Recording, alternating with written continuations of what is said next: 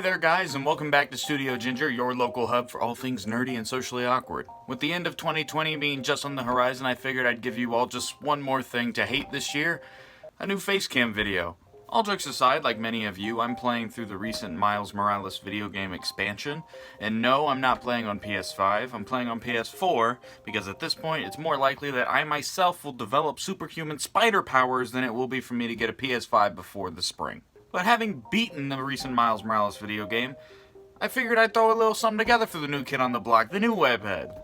And no, this video isn't going to be a review of Miles Morales. I enjoyed the game, and that's about as much as we're going to hear on that. Though I will bring it up every now and then just because it's the most recent interpretation of the character, and also because, well, it does a couple interesting things. But yeah, primarily this video is going to talk about the comic inception of Miles Morales, why he wasn't necessarily perceived the greatest in the beginning, how Spider-Verse completely changed the game when it came to his character, and why having a character like Miles Morales is important in the grander scheme of comics and the grander scheme of, well, media. So without further ado, let's jump right into this Miles Morales analysis and start at the very beginning.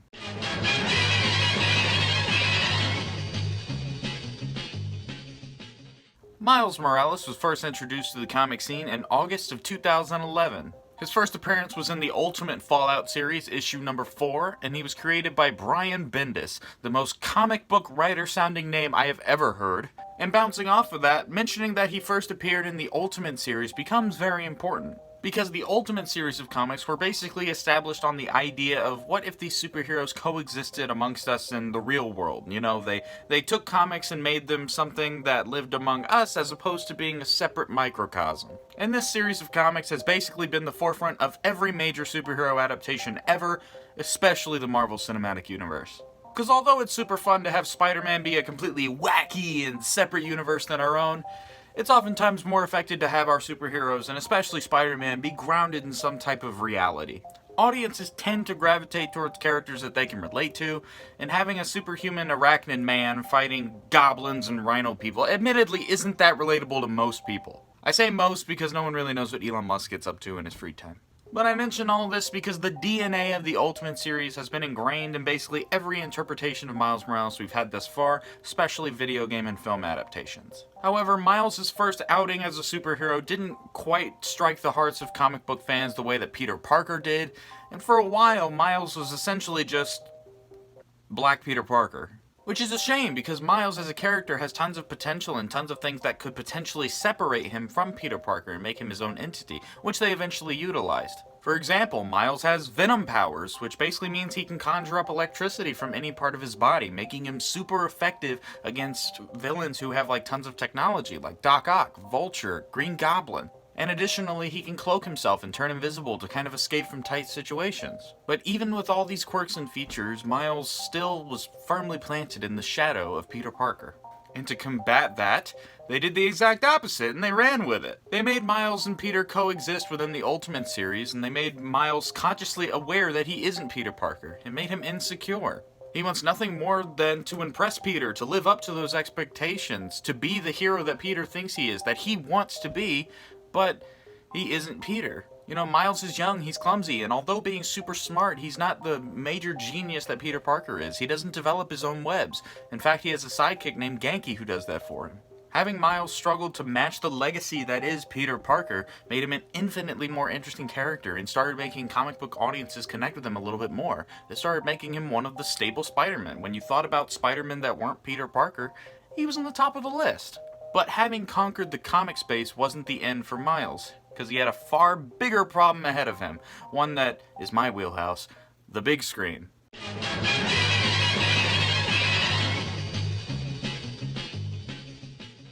The struggling teenager formula was working very well for Miles, but it actually ended up becoming a really big problem for him when Spider-Man was starting to be adapted into cinema.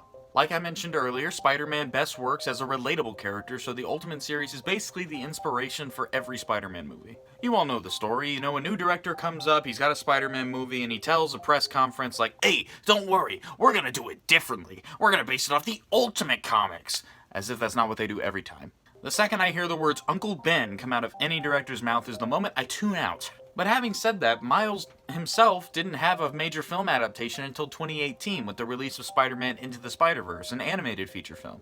And just to show you how planted in the shadow he was of Peter Parker, in the many years before 2018, Peter Parker had 6 major film adaptations as well as more than 9 animated shows. Peter firmly grasped that spotlight. Firmly grasp it!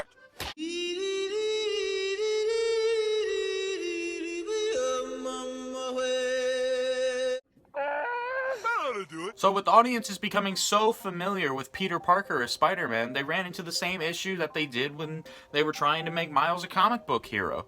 How do we live up to Peter Parker? Because you want Miles to feel unique because he's his own character, but you also want Miles to feel familiar to all the Spider-Man fans that became Spider-Man fans because of those original films, because of Tobey Maguire's interpretation. And as if Tobey Maguire and Andrew Garfield's portrayals already weren't a big enough problem for Miles to face, his biggest problem came in 2017 with the release of Tom Holland's Spider-Man Homecoming.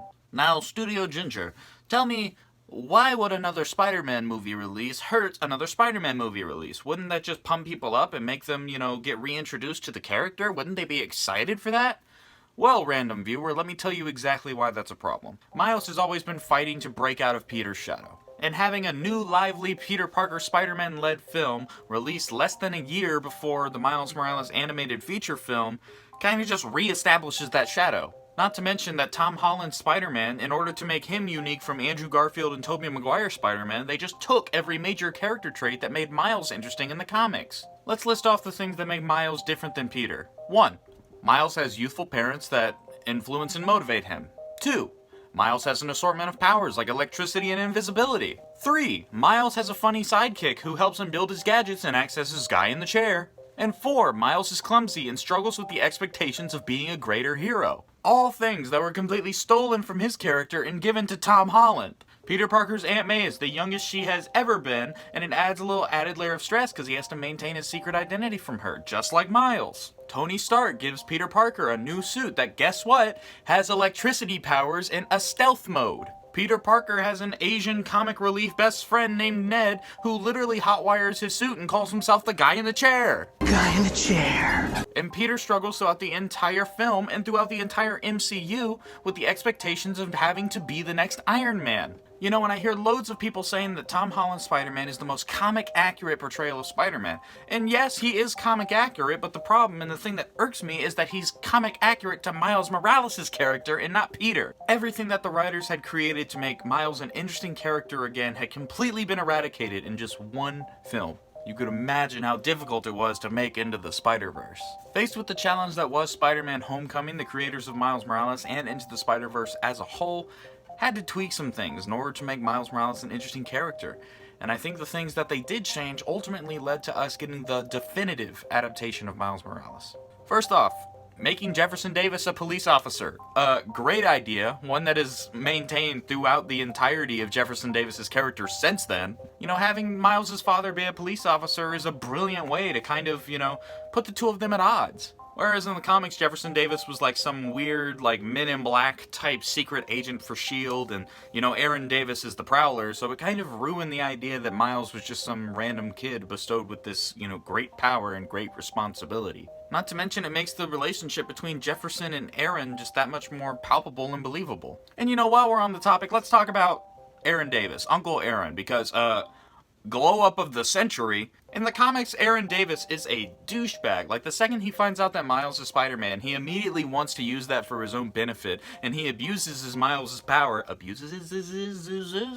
He abuses Miles' power to basically become a crime boss for New York. He's a douche. Meanwhile, with the Aaron that you get in Spider-Verse, you really do get the feeling that he cares about Miles. Miles feels comfortable with Aaron because Aaron, supports his search for his own identity and supports his artwork, which is his main form of expressing himself. And in Spider-Verse, when Aaron finds out that his nephew is Spider-Man, he's immediately just washed with guilt. He sees his nephew struggle to breathe, and he sees that it's his hand strangling his nephew. He immediately stops, and he's washed with regret. He lets Miles go, but at the cost of his own life. His final words being to Miles that he needs to be true to himself, because only then can he really be the hero that he wants to be and live a fulfilled life. Aaron loves Miles, and Miles loves Aaron, which makes his death far more heartbreaking.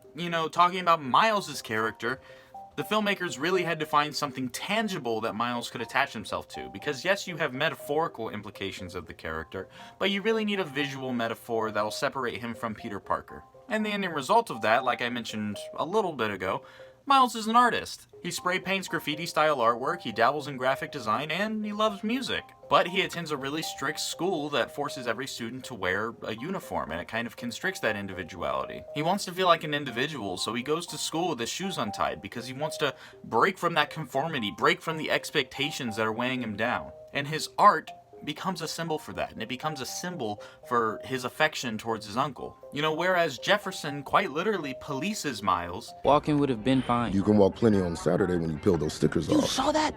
Aaron supports him. Yo, you been holding out on me? You throw these up yet? Nah, man, you know my dad. You know, Jefferson policing Miles and monitoring his life to a T is just kind of enforcing those expectations that he's so stressed to fulfill. However, by the end of the film, Miles' artwork comes around in a really brilliant way. His suit. Instead of just being handed some black and red suit, Miles takes one of Peter's old suits and he spray paints it black with a spray painted graffitied red spider all down the chest. It's a wonderful and wholesome way to adapt Miles' suit to the big screen, one that makes thematic sense for his character, as well as mirroring his experience trying to live up to Peter Parker. You know, focusing on the relationships that Miles has, as well as his love for the arts, I think led to a character that a lot of people really connected with. And I know this is like a long section for this video, but you know, there was just too much to cover. And before we head out, I just have to mention one more thing.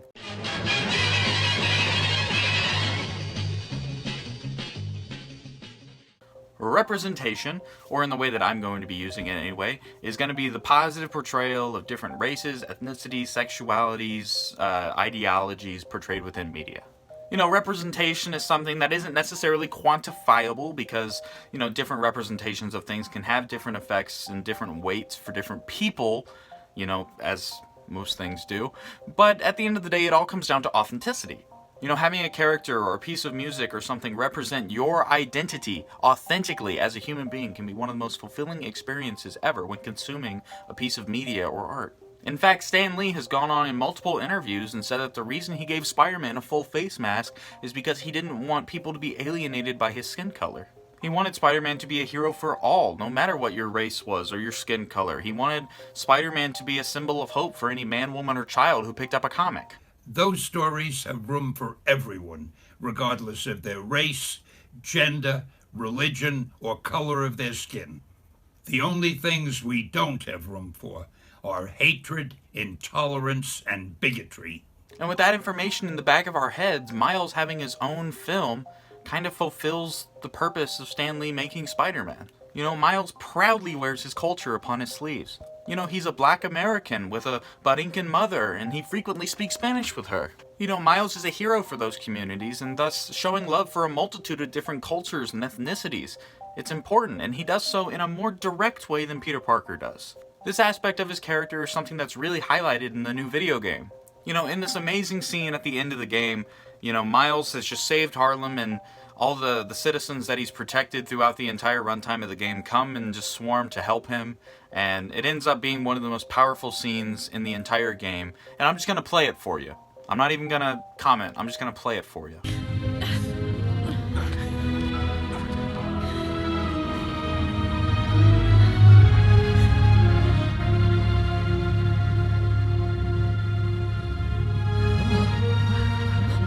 He's so young.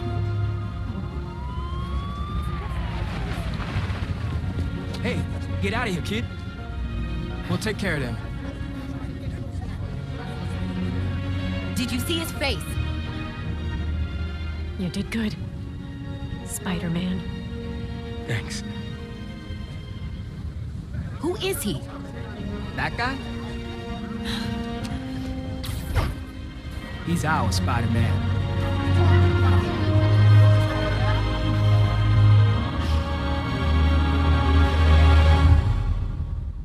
He's our Spider-Man. That's a powerful line. Overall, Miles Morales had a rough start, but is quickly becoming one of the most beloved Spider-Men ever. With his diverse background, childlike naivety, and just charismatic charm, Miles Morales more than earns his title as a Spider-Man, teaching us all that we too could wear the mask. You know, and with everything that's happened in the world without the past year, I think that's what we need right now. If you enjoyed today's video, please make sure to leave a like, comment, and subscribe. It really helps me out. And while you're moseying around over there, make sure to hit that bell so you can get hit with a notification every time I upload one of these long-winded analysis videos once every 6 months. And as always, thank you for watching, and I'll see you next time on Studio Ginger. Peace out.